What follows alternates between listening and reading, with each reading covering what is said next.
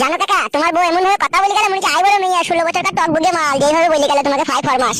শুন বাড়া, তুই এবার বাড়ি চল যা, ঠিক আছে? তুই আমার সাথে আর আমার বাড়ি যাই না, এবার আমার বাড়ি গেলে অশান্তি লেগে যাবে। তাই নাকি কাকা? দেখি অপমান।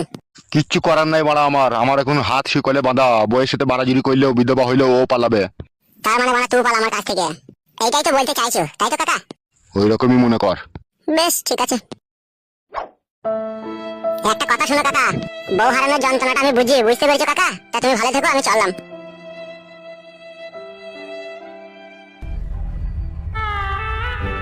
কিচ্ছু করার নাই রে ভাইপো, তুই রাগ করিস না। তোকে যদি এরপরে আমার সাথে আমার বাড়ি নিয়ে যাই তাইলে ওই মাগিই পালাবে আমার কাছ থেকে, সেই জন্য তোকে খেদিয়ে দিতে বাধ্য হলাম আমি। যেখানেই থাকিস ভালো থাকিস, সুখে থাকিস।